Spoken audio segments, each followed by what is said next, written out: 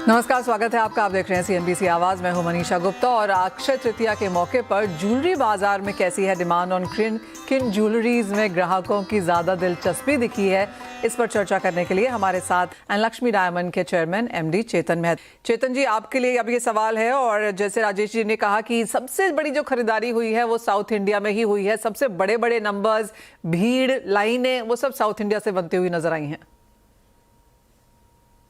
नमस्कार मनीषा जी, पहले तो आपको और CNBC के सभी दर्शकों को अक्षय तृतीया की बहुत बहुत बधाइयाँ और शुभकामनाएं।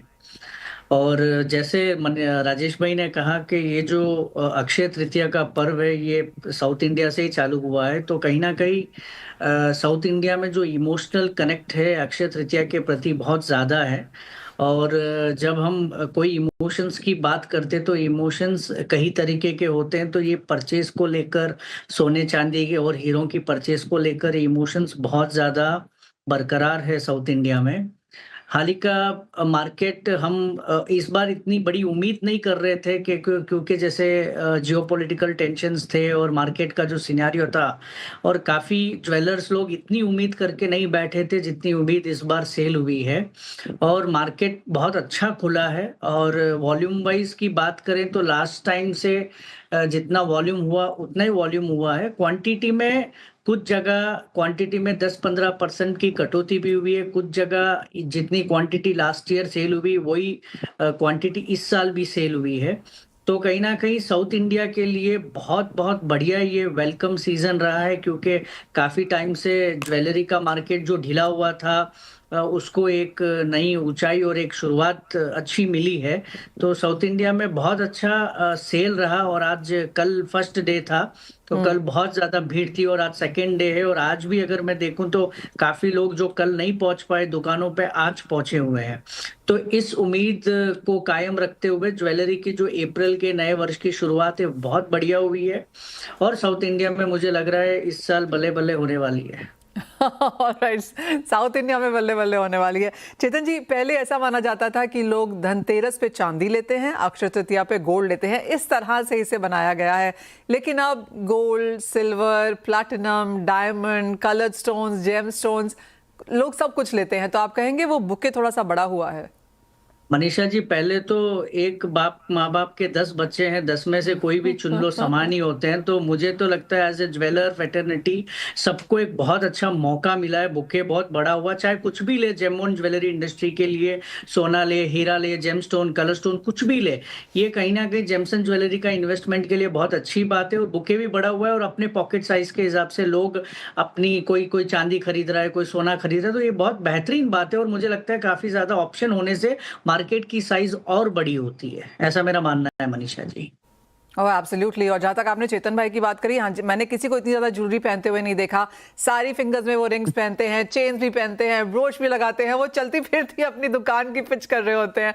लेकिन चेतन भाई, जहाँ तक डायमंड्स की बात है, यहाँ पर हमने एक एस्पिरेशन बढ़ते हुए देखी है। पेनिट्रेशन इंडिया में बढ़ा है। अफोर्डेबल डायमंड्स की बात हम करते हैं, लेकिन सिर्फ वही नहीं, coloured stones, emeralds, gem stones, इन सब का भी चलन काफ़ी बड़ा है।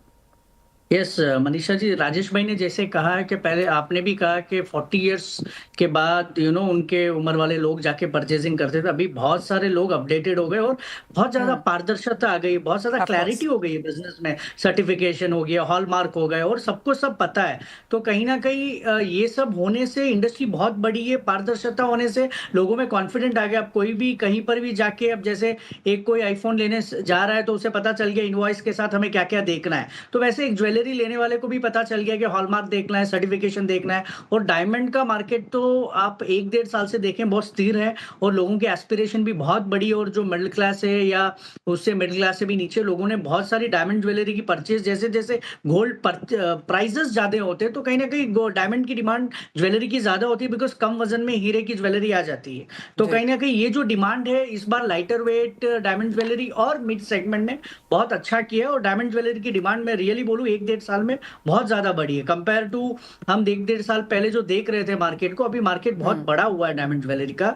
रियल नेचुरल डायमंड्स की डिमांड बहुत अच्छी बढ़ी है मनीषा जी। ये सिर्फ ये एक कारण है कि कहीं ना कहीं आपने कहा जो बड़ा बुके बड़ा है ना, जब बड़े बुके बनते हैं तो जेम स्टोन्स हो गया, कलर स्टोन्स हो गया, बहुत सारी चीजें ज्वेलरी मार्केट में हो गई। और जैसे राजेश भाई ने ऐड किया पहले हम सिर्फ स्टड रिंग नेकलेसेस के साथ थे, अभी तो इतनी सारी ज्वेलरी हो गई है कि जहां हम ऑप्शंस हो गए, अभी हर चीज के लिए एक ज्वेलरी। अगर हम देखें तो आज बटन्स भी हमारे गोल्ड और डायमंड ज्वेलरी के हो गए। तो कहीं ना कहीं जैसे अगर आप देखें तो एक ब्यूटीफुल आप एक पीस भी देख सकते हैं। मैं बता रहा हूँ आपको, देखिए सिद्धि ठीक है। विनायक गणपति, जो विनायक गणपति बने हुए देखिए आप गोल्ड में कितने बेहतरीन और ब्यूटीफुली। तो ये आप पिन की तरह यूज कर सकते हैं, आप ये आप साथ में कैरी कर सकते हैं। तो बहुत सारी चीजें ज्वेलरी में ऑप्शन हो गया है, तो मार्केट बहुत बड़ा हो गया है।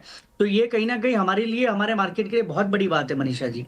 ऑलराइट, हम ब्रेक में जाएं उससे पहले आप दोनों से एक चीज जानना चाहेंगे कि अगले 5 साल ज्वेलरी इंडस्ट्री में आपको क्या लगता है, कौन सा एक बड़ा चेंज आ सकता है, चेतन भाई?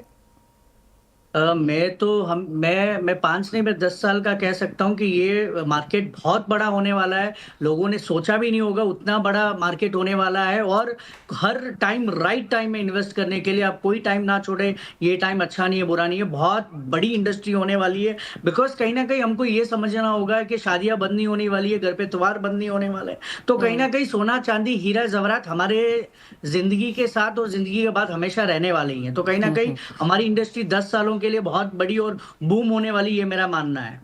ओह एब्सोल्युटली, और अच्छी खासी ग्रोथ यहाँ पर मार्केट्स में एक्सपेक्टेड भी है। राजेश जी, चेतन जी, आप दोनों को अक्षय तृतीया की बहुत बहुत बधाई और बहुत शुक्रिया हमारे साथ आज यहाँ पर जुड़ने के लिए और वो बहुत ही एक्साइटिंग कॉन्वर्सेशन के लिए भी।